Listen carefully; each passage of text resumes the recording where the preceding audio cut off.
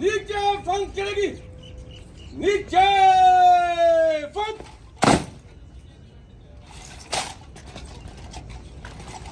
Very good. ہماری بدقسمتی یہ ہے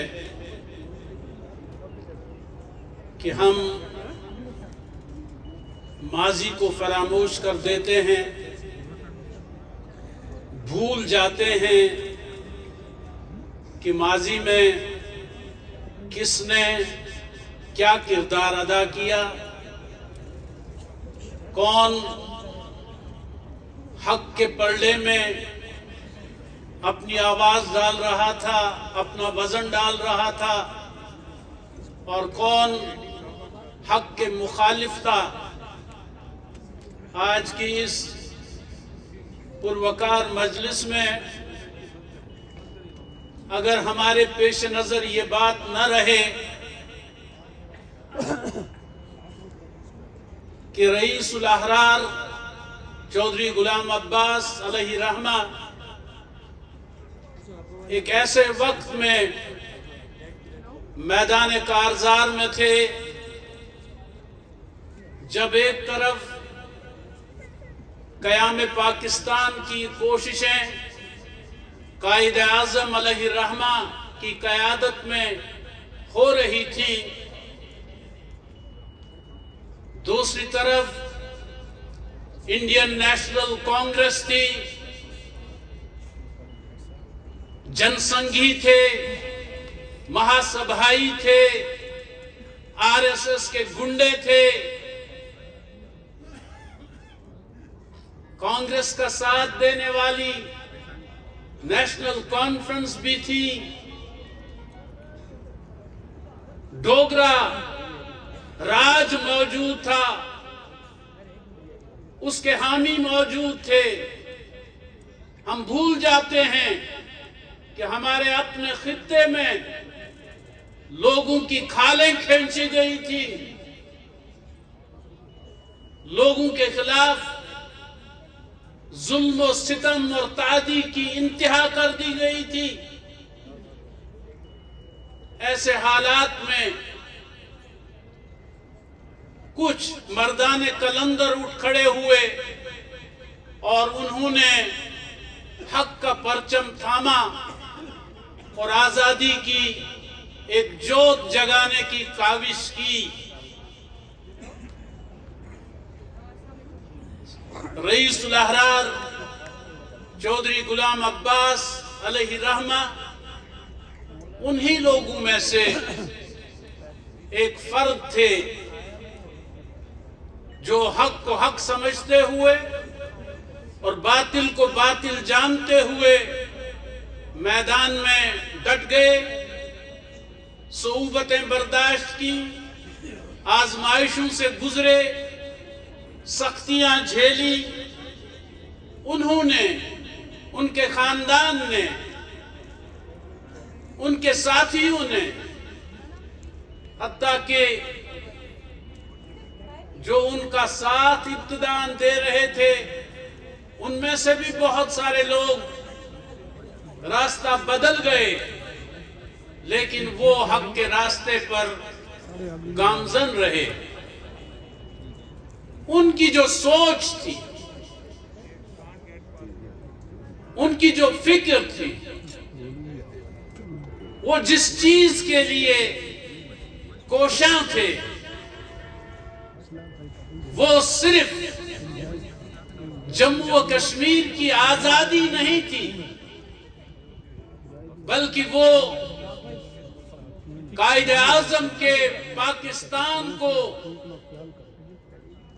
مستحکم دیکھنے کے متمنی بھی تھے۔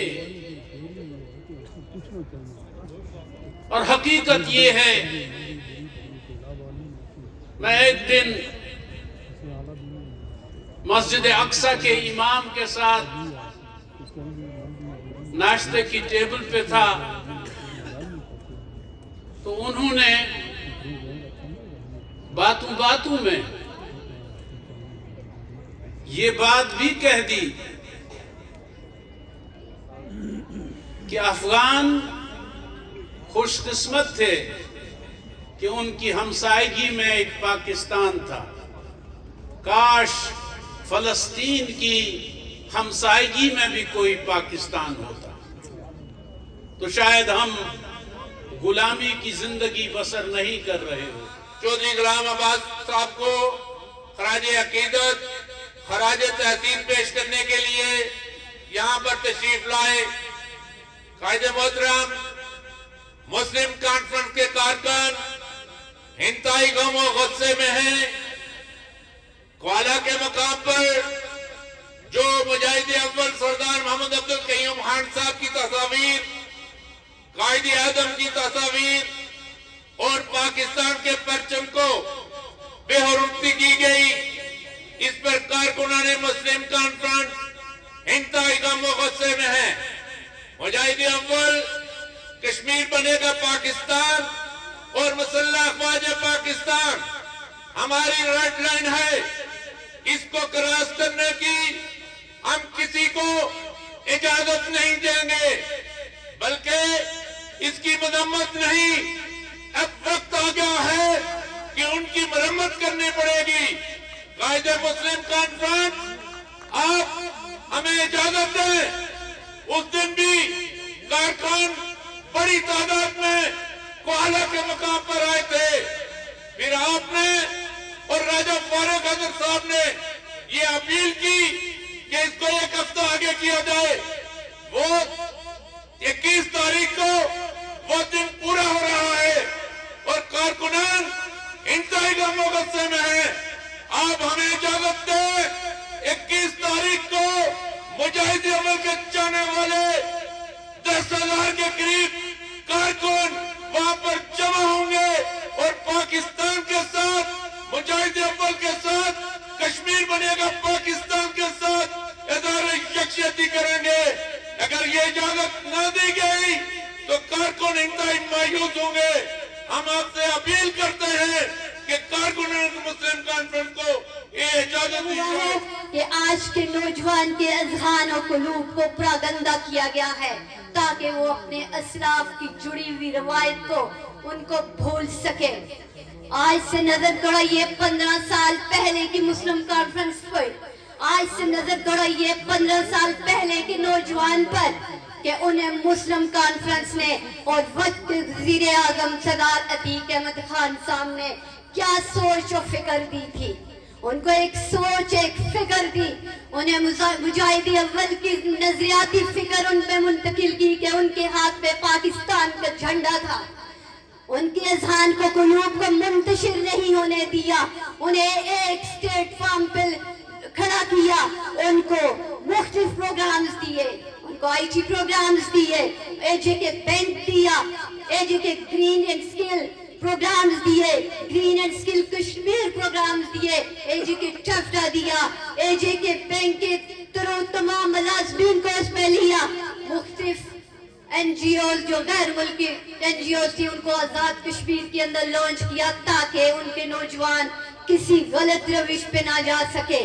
اسکل اینڈ ڈیولپمنٹ پروگرام دیے، ویکیشنل انسٹیٹیوٹس دیے.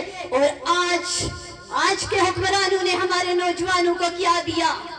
آج کے حکمرانوں نے ہمارے نوجوانوں کے ہاتھ میں تمبر کے ڈنڈے دے دیے کہ جاؤ اپنے اسلاف کی قبروں پہ مارو، جاؤ بانی پاکستان قائد اعظم محمد علی جناح کی تصویر پہ مارو، جاؤ یہ تمبر کے ڈنڈے اٹھاؤ اور بانی تحریک آزادی کشمیر مجاہد اول سردار محمد عبدالقیوم خان کی تصویر اکھیڑو. جاؤ پاکستان جس کے نام پہ ہزاروں شہداء نے اپنی جانوں کے نذرانے پیش کیے اس کی بے حرمتی کرو. جاؤ انہیں ڈنڈوں کو لو اور پرچم پاکستان پہ برساؤ، اس کی بے حرمتی کرو. یہ دیا ہے آج کے حکمرانوں نے ہمارے نوجوانوں کو، یہ سوچ و فکر دی ہے. ارے میں ان سے پوچھتی ہوں کہ دیوار پہ لگے قائد اعظم سے تم لوگوں کو اتنی نفرت ہے اور جیب میں ڈالے ہوئے قائد اعظم سے تم لوگوں کو اتنی نفرت اور ان سے اتنی محبت کیوں ہے؟ جیب میں ڈال کے ہزاروں قائد اعظم، اپنی ہی پارٹی کے کروڑوں قائد اعظم جیبوں میں ڈال کے جاتے ہو بیرون ملک اور وہاں سے نئے ایجنڈے لے کے آزاد کشمیر کے نوجوانوں کو ان کو پراگندہ کرتے ہو. अरे कितने मुनाफिक हो मंसूब चिरागों से तरफदार हवा के, तुम लोग मुनाफिक हो मुनाफिक भी बला के।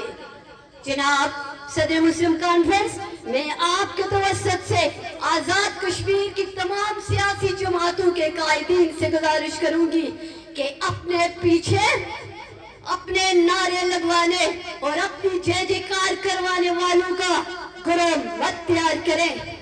आज हालात जिस नहज पर पहुंच चुके हैं, आप अपने नौजवानों की नजरियाती तरबियत करें, उनको समझाएं कि कश्मीर और पाकिस्तान की सालमियत की बका की जो जंग लड़ी जा रही है, इसकी इंपॉर्टेंस क्या है। उन्हें ये समझाएं कि कश्मीर और पाकिस्तान का रिश्ता लाजिम और मलजूम है। उनकी सियासी तरबियत करें कि पाकिस्तान हमारे लिए कोई कागज पे बने नक्शे की हैसियत नहीं रखता। उनको समझाएं कि पाकिस्तान हमारे लिए महज एक जमीनी टुकड़े की हैसियत नहीं रखता। हमारे लिए हमारा नजरिया है पाकिस्तान, और हमें मुस्लिम कॉन्फ्रेंस के कारकुनान को अल्लाह के फजल और करम से हमारे कायद ने ये तरबियत दी है कि हमारे लिए पाकिस्तान हमारा शजरा नसब है। और अगर किसी को ये सियासी तरबियत करने में मुश्किल हो रही है, कोई मसला दरपेश है, तो आइए मुजाहिद अव्वल की एकेडमी के दरवाजे हम वक्त खुले हैं। आइए यहाँ से तरबियत लीजिए, आइए सियासी इक़्तिदार की अहमियत और अफादियत को पहले समझिए, फिर जाके सियासत कीजिए।